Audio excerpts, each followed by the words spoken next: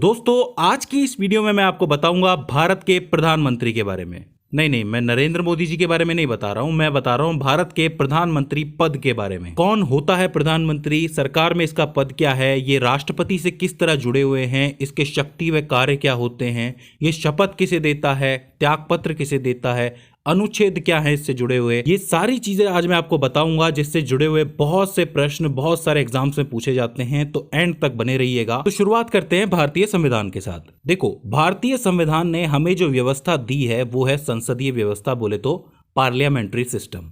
अब ये जो संसदीय व्यवस्था है इसमें दो हेड होते हैं, एक राष्ट्रपति और एक प्रधानमंत्री।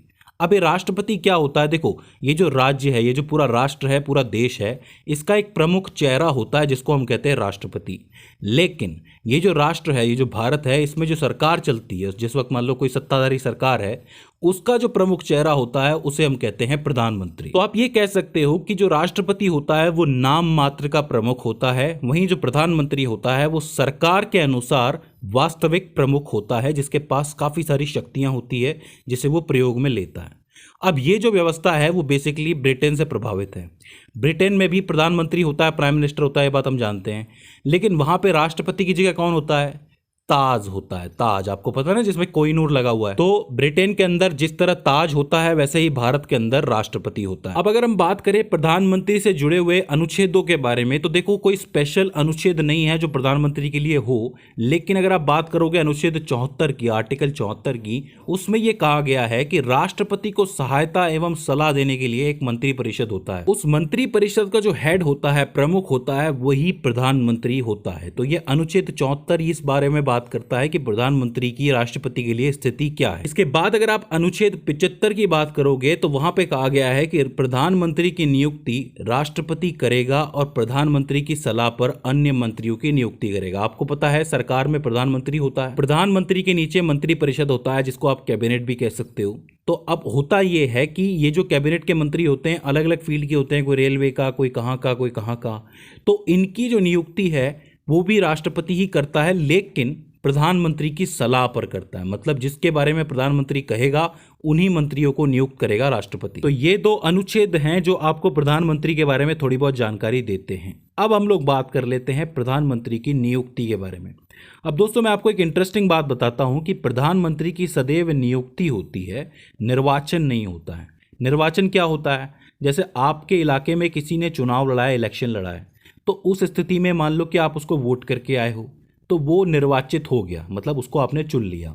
वहीं दूसरी तरफ अगर मान लो कि राष्ट्रपति है, उनका भी निर्वाचन होता है। उनको कौन चुनता है, प्रतिनिधि चुनते हैं। जो प्रतिनिधि आपने चुने हैं, निर्वाचित सदस्य, वो उनको जाकर के चुनते हैं। लेकिन अगर आप बात करोगे प्रधानमंत्री की, तो जिस दल को बहुमत प्राप्त होता है उसका जो कोई भी एक नेता होता है उसकी नियुक्ति की जाती है राष्ट्रपति द्वारा, चुना किसी के द्वारा नहीं जाता प्रधानमंत्री को। जैसे कि मान लो कि कोई दल है जिसने बहुमत प्राप्त किया है, लोकसभा के अंदर बहुमत प्राप्त किया है या राज्यसभा में बहुमत प्राप्त किया है, जिसके एमपीज, मेंबर ऑफ पार्लियामेंट, जीत गए हैं, तो अब उसका जो सबसे प्रमुख नेता होगा, जो कि सबसे ज़्यादा मान्य होगा, जिसके पास सबका कॉन्फिडेंस होगा, उसकी नियुक्ति करेगा राष्ट्रपति। लेकिन अगर मान लो कि एक ऐसी परिस्थिति बन जाए कि किसी भी राजनीतिक दल के पास बहुमत ना हो, मान लो कि 2 पार्टीज हैं तो 50-50% हो गया, या 3 पार्टीज हैं तो 33% हो गया, तो उस समय जो राष्ट्रपति होगा वो किसी भी दल में से, जिस दल का गठबंधन सबसे बड़ा हो, उसमें से कोई भी एक नेता लेगा और उसको एज ए प्रधानमंत्री नियुक्त कर देगा। अब जिस व्यक्ति को राष्ट्रपति एज ए प्रधानमंत्री चुनते हैं उसे 1 माह यानी कि 1 महीने का टाइम दिया जाता है कि आप अपने दल के अंदर विश्वास मत हासिल करें। देखिए, जब भी किसी दल का नेता नियुक्त किया जाता है तो वो किस आधार पे किया जाता है, वो विश्वास के आधार पे किया जाता है, जिसको सब सपोर्ट करते हो। अब इसे तो राष्ट्रपति ने चुना है, तो इसको पहले विश्वास मत हासिल करना पड़ेगा सभी से कि हाँ सब इसके सपोर्ट में हैं। अन्यथा अगर वो नहीं कर पाया तो फिर राष्ट्रपति दूसरे आदमी को चुनते हैं। अब देखो, इस तरीके से राष्ट्रपति ने एक बार एक प्रधानमंत्री को चुना था। साल था 1979। उस समय तत्कालीन राष्ट्रपति थे नीलम संजीव रेड्डी। उस समय जब मोरारजी देसाई की सरकार गिरी तो उन्होंने चौधरी चरण सिंह को, गठबंधन के नेता थे जो, उनको प्रधानमंत्री नियुक्त किया था। यही चीज दूसरी बार ज्ञानी जेल सिंह जी, जो हमारे फॉर्मर राष्ट्रपति थे, उन्होंने की थी जब इंदिरा गांधी की हत्या हुई थी 1984 में। तो राजीव गांधी जी को प्रधानमंत्री उन्होंने बनाया था और बाद में पूरे दल ने यानी कि पूरे कांग्रेस ने उन्हें अपना नेता स्वीकार कर लिया, विश्वास मत उन्होंने हासिल कर लिया। तो इस तरीके से आप उदाहरण अपने उत्तर में देंगे तो और भी अच्छा लगेगा। देखिए, उदाहरण का फायदा ये होता है कि जो एग्जामिनर होता है उसको लगता है कि छात्र या छात्रा को पॉलिटिकल साइंस की हिस्ट्री के बारे में नॉलेज है। अब बात करते हैं प्रधानमंत्री से जुड़े कुछ इंपॉर्टेंट पॉइंट्स के बारे में, जैसे कि प्रधानमंत्री का राज्यसभा और लोकसभा में से किसी एक का मेंबर होना जरूरी है।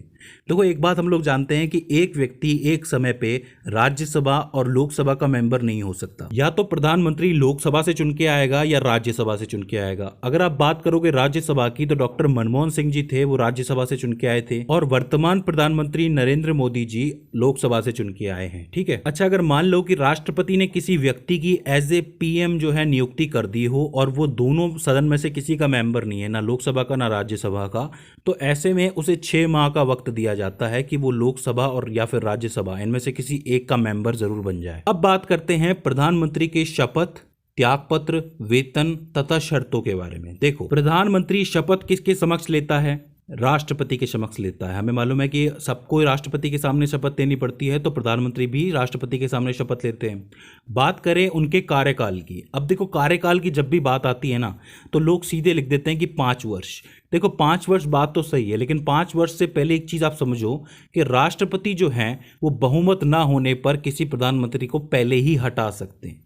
ये एक इंपॉर्टेंट पॉइंट है, यानी कि प्रधानमंत्री राष्ट्रपति के प्रसाद पर्यंत पर अपने पद पर बने रहते हैं। जब तक उसके पास बहुमत है तब तक तो ठीक है, जब तक विश्वास मत है तब तक तो ठीक है। अचानक से अविश्वास मत आ जाए तो उन्हें हटाया भी जा सकता है। तो प्रधानमंत्री का जो कार्यकाल होता है वो राष्ट्रपति के प्रसाद पर्यंत पर डिपेंड करता है कि अगर उसके पास बहुमत है और विश्वास है तब तो वो बने रहेंगे, अन्यथा हटा दिए जाएंगे। और मान लो कि हमेशा के लिए बहुमत है, तब उनका जो कार्यकाल है वो 5 वर्ष का होता है। अब बात करोगे त्यागपत्र की, तो अगर शपथ राष्ट्रपति के सम्मुख दी है तो त्यागपत्र भी राष्ट्रपति को ही देंगे प्रधानमंत्री। ठीक है, इस बात को भी आपको याद रखना है। इसके बाद अगर आप बात करोगे वेतन की, तो देखो, अगर आप वेतन देख रहे हो तो प्रधानमंत्री का वेतन वही होता है जो सांसदों को दिया जाता है। क्यों? क्योंकि सांसदों के आधार पर ही बहुमत मिलता है। तो जो संसद होती है, मतलब संसद भवन होती है, वो सांसदों का और प्राइम मिनिस्टर यानी कि प्रधानमंत्री का वेतन बैठ के तय करती है। बात करते हैं प्रधानमंत्री बनने के लिए न्यूनतम आयु की। देखो, अभी मैंने कहा कि या तो प्रधानमंत्री लोकसभा से चुना जाता है या फिर राज्यसभा से चुना जाता है। तो अगर वो लोकसभा से चुन के आ रहा है तब उसकी न्यूनतम आयु 25 वर्ष तो होनी ही चाहिए। ठीक है। और अगर वो राज्यसभा से चुन के आ रहा है तब उस वक्त उसकी न्यूनतम आयु 30 वर्ष होनी चाहिए। तो पूछा जाता है कभी राज्यसभा के लिए, कभी लोकसभा के लिए। और अगर मान लो किसी के लिए नहीं पूछा है, सिर्फ ये पूछा है कि प्रधानमंत्री बनने की न्यूनतम आयु क्या है, तब आप 25 वर्ष लिख सकते हैं लोकसभा के अनुसार। वहीं प्रधानमंत्री बनने की अधिकतम आयु क्या होगी, तो उसकी कोई लिमिट नहीं है। आपको पता होगा कि हमारे देश के सबसे ज्यादा उम्र दराज, मतलब सबसे ज्यादा उम्र में बनने वाले जो प्रधानमंत्री थे वो कौन थे? मोरारजी देसाई। 80 से ऊपर उम्र थी उस समय उनकी, तब वो बने थे।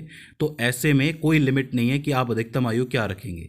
और बात करेंगे अधिकतम बार, मतलब कितनी बार पीएम बन सकते हैं वो, तो इसकी भी कोई लिमिट नहीं है। जब तक उनके पास बहुमत है, जब तक उनको बहुमत मिल रहा है लोकसभा या राज्यसभा में, तब तक वो पीएम बन के आते रहेंगे। तो इस तरीके से ये कुछ पॉइंट्स थे जो शपथ और शर्तों के अंदर थे। आपको याद रखना है कि प्रधानमंत्री का कार्यकाल निश्चित नहीं होता है। वैसे 5 वर्ष आप लास्ट में लिखेंगे, लेकिन ये एक इंपॉर्टेंट पॉइंट है जिससे क्वेश्चंस बनते हैं। ठीक है।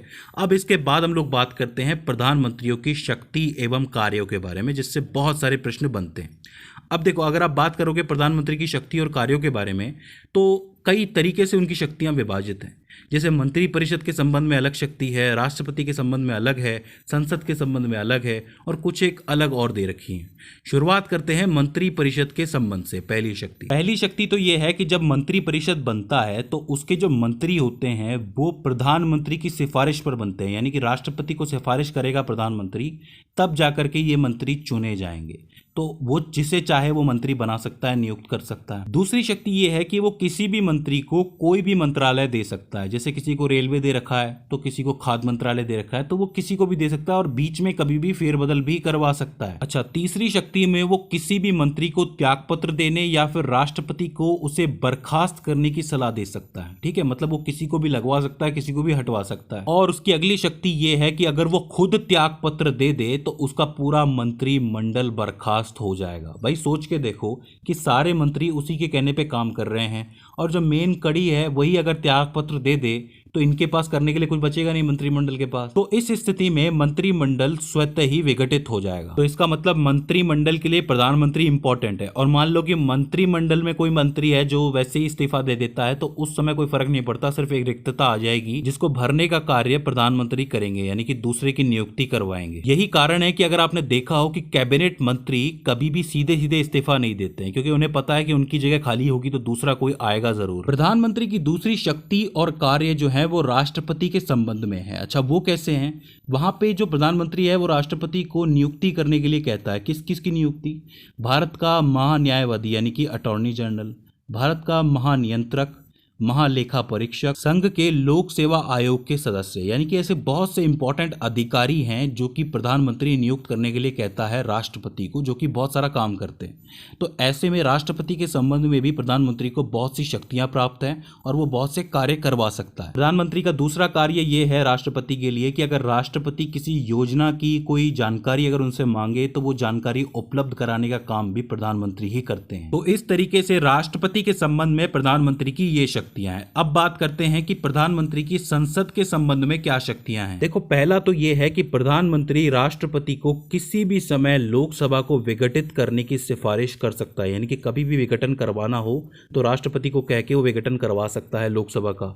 दूसरा यह है कि वो सभा पटल पर सरकार की नीतियों की घोषणा करता है। जैसे कि मान लो कि कोई नया बिल आना हो या कोई नया कानून आना हो या कोई नई घोषणा करनी हो किसी योजना के तहत, तो वो सभा पटल पे कौन करता है? प्रधानमंत्री करता है। सबके सामने सबके समक्ष वही रखता है। तो ये संसद के संबंध में उन्हें शक्तियां एवं कार्य प्राप्त हैं। इसके बाद कुछ एक अन्य शक्तियां और अन्य कार्य आते हैं, वो भी देख लेते हैं। सबसे पहली शक्ति तो ये है कि जैसे आज नीति आयोग है, पहले योजना आयोग हुआ करता था जो 5 वर्षीय योजनाएं बनाता था। आजकल नीति आयोग है जो 3, 7 और 15 वर्ष की योजनाएं बनाता है।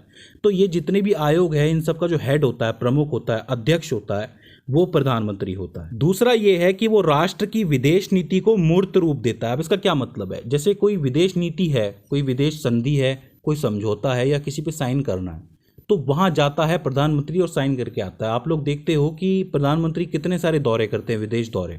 तो विदेश नीति के लिए मूर्त रूप का काम करता है प्रधानमंत्री। तीसरा ये कि वो केंद्र सरकार का मुख्य प्रवक्ता होता है, यानी कि केंद्र सरकार की तरफ से वही बोलता है पब्लिक के साथ। आपने देखा होगा मोदी जी के 8 बजे के शोज आपने देखे होंगे, नोटबंदी से शुरू हुए थे और कभी भी संबोधन आता है तो वो जो संबोधन है वो केंद्र सरकार की तरफ से होता है जो मोदी जी यानी कि प्रधानमंत्री करता है। चौथा ये कि कोई आपातकाल आ जाए, कोई आपदा आ जाए, तो उस समय जो प्रबंधन प्रमुख होगा वो प्रधानमंत्री होगा। और इसी में एक कार्य और शक्ति आता है कि वो सेनाओं का, जितनी भी हमारी सेनाएं हैं उनका राजनीतिक प्रमुख होता है। आपने देखा होगा कि सेनाओं के लिए कुछ एक सेफ्टी फैसले जो है सरकार लेती है, तो उसमें जो प्रमुख होता है वो प्रधानमंत्री ही होता है। तो इस तरीके से कुछ एक शक्तियां एवं कार्य होते हैं जो एक प्रधानमंत्री को मिलते हैं। अब देखो, आप जितना ज़्यादा पढ़ोगे आपको उतने ज़्यादा पॉइंट्स मिलेंगे, लेकिन अगर आपके पास 2-3 पॉइंट्स भी हैं याद करने के लिए तो आप इजीली एग्जाम में लिख के आओगे। इसके अलावा आपको उदाहरण भी लिखने हैं, जैसा कि मैंने बताया कि एग्जामिनर को लगना चाहिए कि आप पॉलिटिकल हिस्ट्री से वाकिफ़ हो। ठीक है, तो दोस्तों ये हो जाता है प्रधानमंत्री का ब्यौरा जो मैंने आपको दिया है। इसमें काफ़ी सारी चीज़ें आई हैं। इन सभी चीज़ों का मैं उम्मीद कर रहा हूँ कि आपने नोट्स बना लिया हो। इसके बाद भी इसके अंदर आपको कोई क्वेरी आती है, कोई दिक्कत आती है, कोई कन्फ्यूज़न आता है या फिर हमसे कोई गलती हो जाती है, तो आप हमें कमेंट सेक्शन के अंदर बता सकते हैं। तो दोस्तों आज की इस वीडियो के अंदर बस इतना ही। See you in the next one.